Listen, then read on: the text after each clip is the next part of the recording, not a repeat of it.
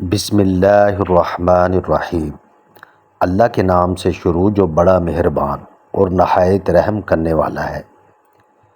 ناظرین، آنکھ دنیا کی ہر ایک چیز کو دیکھ سکتی ہے، مگر جب آنکھ کے اندر کو چلا جائے تو اسے نہیں دیکھ پاتی۔ بالکل اسی طرح انسان دوسروں کے عیب تو دیکھتا ہے، پر اپنے عیب اسے نظر نہیں آتے۔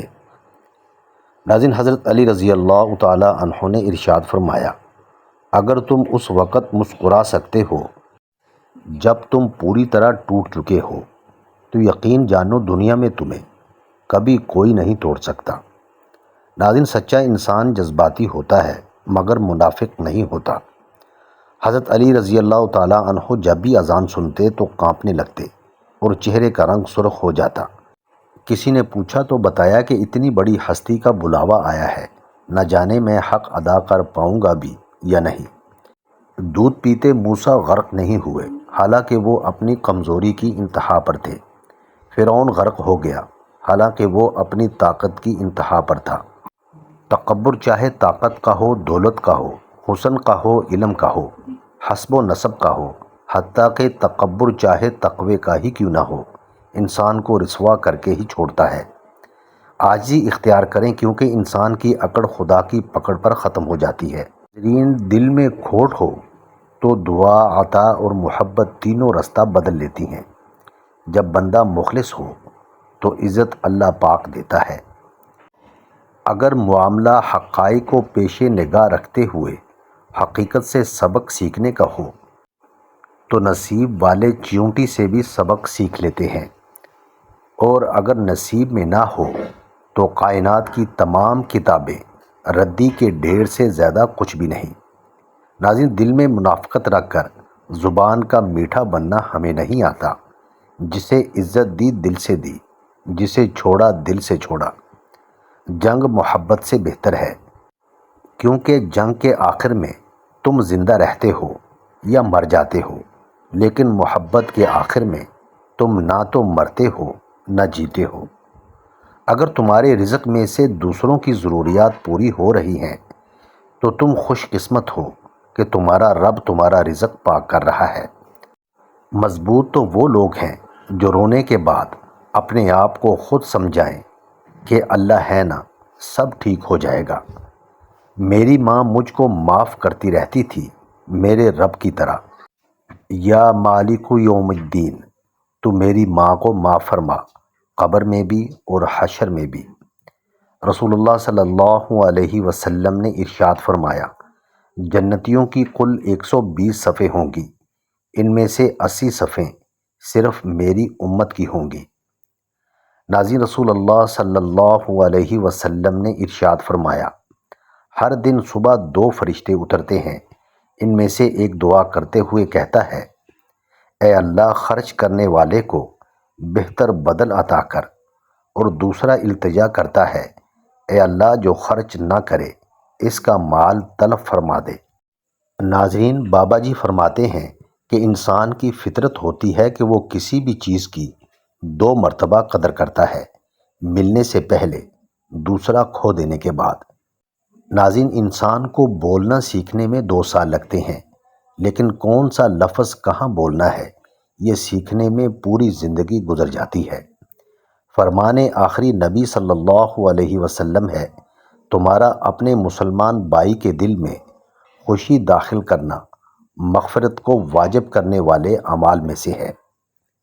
ناظرین، زمانے کا شکوہ نہ کرو بلکہ خود کو بدلو، کیونکہ پاؤں کو گندگی سے بچانے کا طریقہ جوتا پہننا ہے، نہ کہ سارے شہر میں قالین بچھانا۔ ناظرین، پتہ ہے انسان کو سب سے زیادہ تکلیف کب ملتی ہے؟ جب وہ غلط انسان سے اپنی زندگی کی ساری امیدیں جوڑ لیتا ہے۔ نیکی کبھی مرتی نہیں ہے، اس کا بیج بویا جاتا ہے، پھر یہ بیج پھلتا پھولتا ہے، قدآور درخت بن جاتا ہے، جس کی چھاؤں کا سکھ آنے والی نسلیں لیتی ہیں۔ اور ویسے بھی اللہ کی مخلوق کو آپ آسانی دے رہے ہیں، تو ہو ہی نہیں سکتا کہ اللہ تعالیٰ آپ کو فقر رزق، عمل اور علم میں آسودگی عطا نہ کرے۔ ناظرین، کسی کی بیٹی کی زندگی خراب کرنا ایک قرض ہے جو ایک نہ ایک دن آپ کی بیٹی کو اپنی زندگی سے ادا کرنا پڑتا ہے۔ ناظرین، اگر تم چاہتے ہو کہ تم چن لیے جاؤ تو تم بھی چن لو، اللہ کو یا دنیا کو، کیونکہ اللہ نے کسی انسان کے سینے میں دو دل نہیں بنائے۔ اور پھر ایک وقت ایسا بھی آتا ہے جب آپ کو لگتا ہے کہ آپ اکیلے ہی ٹھیک ہیں، کوئی ضد نہیں رہتی، کوئی خواہش نہیں رہتی، کسی کا ساتھ نہیں چاہیے ہوتا، بس پھر ہم سب نصیب پر چھوڑ کر جینے لگتے ہیں۔ یقین تو سمندر میں بھی رستہ بنا دیتا ہے، یقین تو سسکتی ہوئی آگ کو بھی ٹھنڈا کر دیتا ہے، تو تم اپنے رب سے اتنے مایوس کیوں ہو؟ یقین معجزوں کا بہت خاص حصہ ہے، اور وہ آخر میں تمہارا یقین کیسے تھام لے گا تم اس کا تصور بھی نہیں کر سکتے۔ اخلاق وہ موتی ہے جس کی کوئی قیمت نہیں ہوتی، مگر اس سے ہر چیز خریدی جا سکتی ہے۔ اللہ بہتر کرے گا، لیکن اللہ نے بہتر نہ کیا تو یقین رکھو وہ بہترین کرے گا۔ صرف رب کی ذات ایسی ہے جو معافی مانگنے پر یہ نہیں پوچھتا کہ غلطی کیوں کی تھی۔ مسلسل ایک ہی دعا کو ہر نماز میں مانگنا کوئی اتفاق تو نہیں ہے۔ یقین رکھو اگر اللہ دل سے دعا کا خیال نہیں نکال رہا تو پھر اس دعا کا پورا ہونا تمہارے نصیب میں لکھا جا چکا ہے۔ سب سے خوبصورت اور صاف زبان رغیوں کی ہوتی ہے، کچھ کہنا سننا بھی نہیں پڑتا اور ساری بات سمجھ میں آ جاتی ہے۔ آپ کو کیا لگتا ہے کہ آپ کے مرنے کے بعد آپ کے رشتہ دار، آپ کے دوست، آپ کی اولاد، آپ کے بہن بھائی قرآن پڑھ پڑھ کر آپ کو بخشیں گے؟ یہ افراتفری کا دور ہے، یہاں لوگ زندوں کو بھولے بیٹھے ہیں۔ مرنے کے بعد کون یاد رکھے گا؟ اپنی آخرت کی فکر خود کرے، اپنے لیے قرآن خود پڑھے، یہی عقل مندی ہے، اور اپنے ہاتھ سے صدقہ و خیرات کر کے رخصت ہوں۔ رشتوں کی قدر ان کی زندگی میں کریں، ورنہ تصویریں کہاں کسی کی کمی کو پورا کر سکتی ہیں۔ کم ظرف لوگ رشتوں کو آزماتے زیادہ اور نبھاتے کم ہیں۔ کسی کو اذیت دینے کے بعد بہتر ہوگا کہ تم بھی اپنی باری کا انتظار کرو۔ نبی کریم صلی اللہ علیہ وسلم نے ارشاد فرمایا، بے شک حیا اور ایمان ساتھ ساتھ ہیں، جب ان دونوں میں سے ایک اٹھا لیا جاتا ہے تو دوسرا بھی اٹھا لیا جاتا ہے۔ سب سے گھٹیا انسان وہ ہے کہ جب تم سے اس کا دل بھر جائے تو وہ تمہاری خوبیوں کی نفی کرے، تمہارا راز فاش کرے، تمہارے اچھے برتاؤ کا انکار کر بیٹھے، اور جو بات تم میں نہیں ہے وہ تمہارے بارے میں کہے۔